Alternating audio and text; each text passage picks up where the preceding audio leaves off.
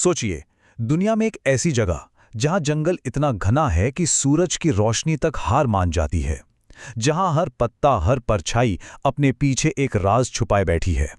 एक ऐसा राज जिसे विज्ञान भी आज तक पूरी तरह से सुलझा नहीं पाया है।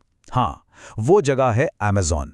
तो चलिए, आज इस विश्लेषण में हम इसके कुछ रहस्यों की दुनिया में उतरते हैं। तो इस कहानी की शुरुआत एक सवाल से करते हैं।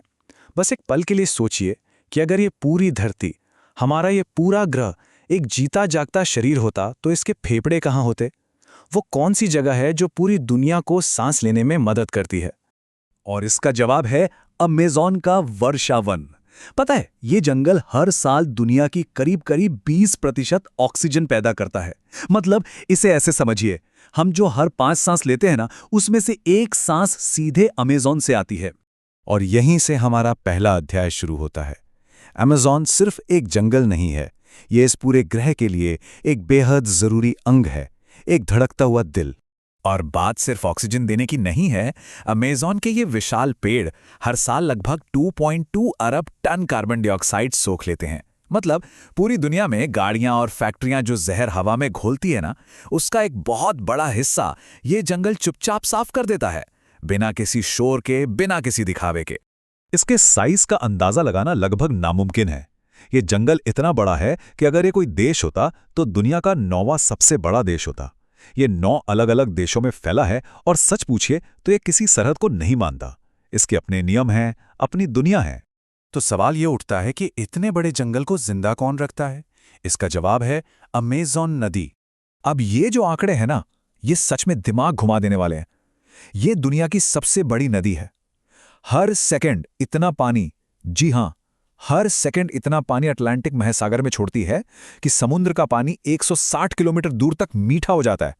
और बारिश में तो पूछिए मत, इसकी चौड़ाई कहीं कहीं 48 किलोमीटर तक हो जाती है। मतलब एक पूरा का पूरा शहर इसमें डूब सकता है। और इस पानी के नीचे एक पूरी अलग ही दुनिया बसती है। देखिए, पूरे यूरोप की सारी नदियों को अगर मिला भी दें तो वहां मछलियों की सिर्फ 500 प्रजातियां मिलती हैं, और अकेली अमेज़न में 3000 से भी ज्यादा। ये तो कुदरत के करिश्मे की असली मिसाल है।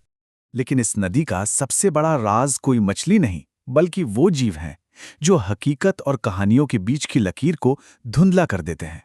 मिलिए बोटों से। दुनिया इसे पिंक रिवर डॉल्फिन के नाम से जानती है। ये समुद्र में नहीं बल्कि अमेज़न के मीठे पानी में रहती है, और कहते हैं ये जितनी बूढ़ी होती जाती है, इसका रंग उतना ही गहरा गुलाबी होता जाता है। पर इसकी असली खासियत इसका रंग नहीं है। जरा इन बातों पर गौर कीजिए। इसका दिमाग इंसानों से भी बड़ा है, और ये अपनी गर्दन को पूरा 180 डिग्री घुमा सकती है। मतलब बिना शरीर मोड़े अपने ठीक पीछे देख सकती है। और जब बाढ़ आती है ना, तो ये उन घने जंगलों में पेड़ों के बीच से तैरती है, जहां कोई इंसान नाव लेकर जाने की भी नहीं सोच सकता।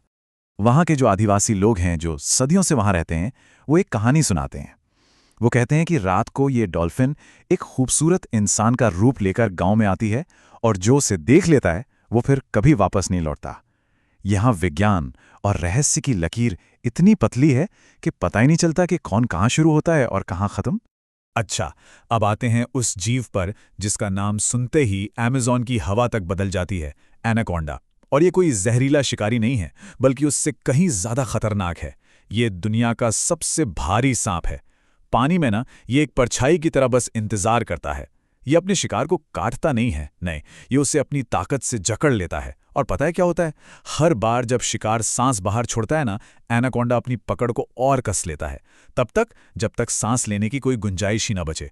कहते हैं ना, अमेज़न में खतरा कभी चिल्लाकर नहीं आता, वो बस चुपके से आ जाता है। जानवरों से हटकर अब बात करते हैं अमेज़न के सबसे बड़े रहस्य की। वो इंसान जिन्होंने शायद बाहरी दुनिया को कभी देखा ही नहीं। ऐसा अनुमान है कि अमेज़न के घने जंगलों के अंदर आज भी 100 से ज्यादा ऐसी जनजातियां रहती हैं जिनका हमारी दुनिया से, बाहरी दुनिया से कोई संपर्क ही नहीं हुआ है। इन्हें अनकॉन्टैक्टेड ट्राइब्स कहते हैं। ये लोग जंगल के उन हिस्सों में रहते हैं जहां आज तक कोई नक्शा नहीं बना।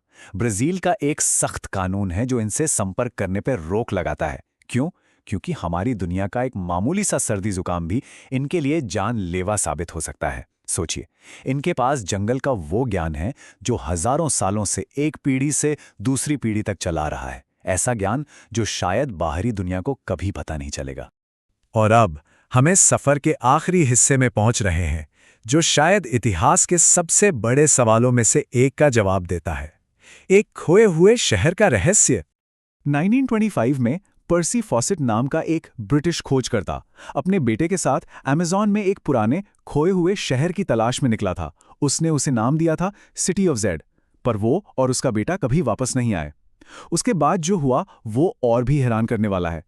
उन्हें खोजने के लिए जो 13 से ज्यादा अभियान भेजे गए, उनमें 100 से ज्यादा लोग या तो मारे गए या फिर हमेशा के लिए लापता हो गए।